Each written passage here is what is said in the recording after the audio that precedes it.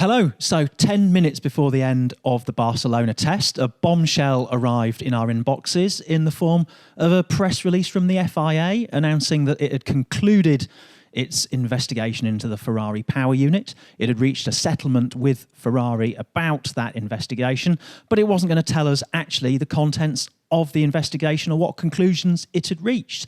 I'm Stuart Codling, and with me to discuss this peculiar bleak communication is Luke Smith and Jake Boxall-Legg. So I suppose we'd better rewind to a bit of background about this. Luke, what do we know about the allegations surrounding Ferrari over the past year or so? Well, as you say, it's been a long-running thing that Ferrari have been defending themselves about over the performance of its engine and its power unit all the way through the 2019 season.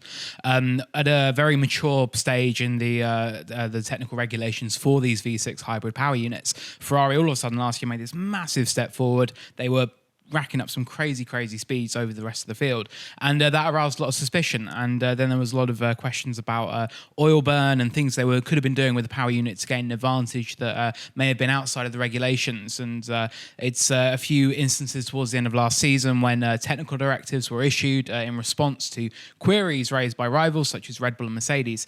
And it kind of got to the end of the season with no real concrete conclusion as to what had actually happened.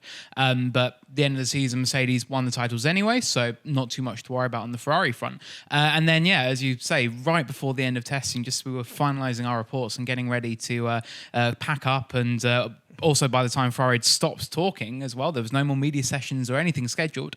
We got this press release through saying there'd been a settlement and very few details otherwise. So, a peculiar case, as you say. Before we dig further into the technical aspects of this, we should probably underline that this email was sent 10 minutes before the end of the test, 10 to 6 on a Friday night. Great time to bury bad news. No one from the FIA out and about to actually explain or even confront the many angry people wanting to know what was going on. And certainly this has gone down very badly on social media, hasn't it? It has, because ultimately fans want an answer, and we want an answer. That's our job. We want to get to know the truth about what's happened. But the fact that this release was sent out and saying, there'd be no more details, it's all kept confidential, and then you have no way to ask the people involved. Mattia Binotto, Ferrari's team principal, did a press session, I think about 2:00 today. So I think they would have known about this settlement and known what was coming well in advance. But to then leave it till basically Australia until we next get the chance to sit down with the people involved, and even Ferrari's rivals, Mercedes, Red Bull, they will want to say what they think about this, because I'm sure they're rather angry about it, but we've got no way of knowing. So interesting timing by the FIA, I must say. So Jake, what do we actually know about what people thought Ferrari were doing, and what were the FIA actually kind of looking at beyond?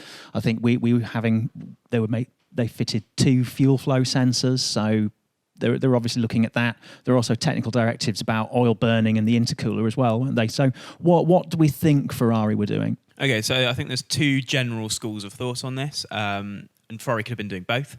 So first of all, there is, as you say, oil burning. Now, this is something that teams had been using for the last few years with these V6 turbo hybrid power units, and simply by combusting the oil, by bringing it into the combustion chamber of the engine, they're able to just derive a little bit more power because they have more fuel in the cylinder, and therefore they're able to just use more energy and derive that from the petrol, stick it to the wheels, and you go faster, in simple terms.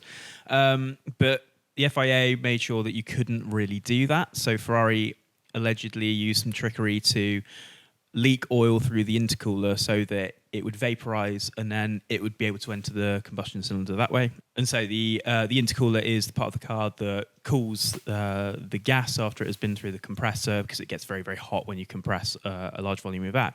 So it gets into the engine that way.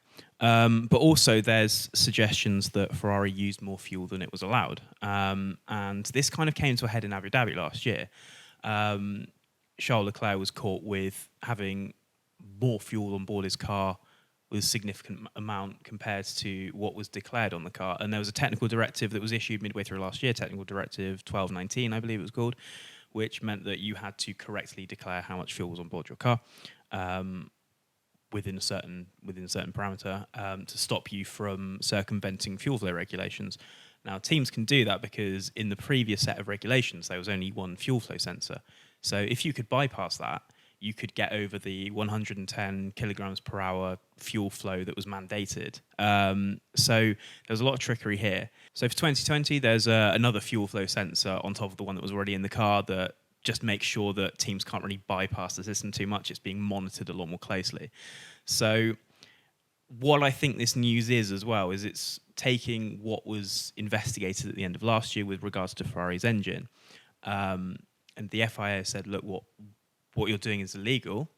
And presumably, obviously one can't read into what they've written too much because they've been very spotty on detail. But what I would think is that they declared it was illegal and then asked Ferrari for what else they did to get away with it so that they could put this in the next cycle of regulation so that no other team can do it. So it's almost like salting the earth so nothing grows there again, really.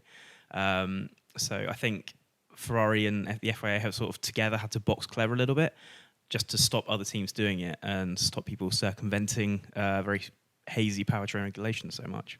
The fuel flow, or the business of measuring the fuel flow, has been a contentious issue ever since the first Grand Prix and the hybrid regulations, simply because it's not a very exact science, is it? It's what you're basically firing light, you're measuring light being refracted through the fuel as it's being pumped. So is it that adds that level of inexactness that teams are able to exploit? I think so. I think there's always going to be a little bit of a discrepancy between the measurements on board the car. Teams will try to circumvent it through other pipe work on the car and stuff. Obviously, you go through scrutineering and stuff, but teams are incredibly clever and incredibly wily. And in motorsport, teams will cheat until they can't get away with it anymore. So I think there's a number of things like that.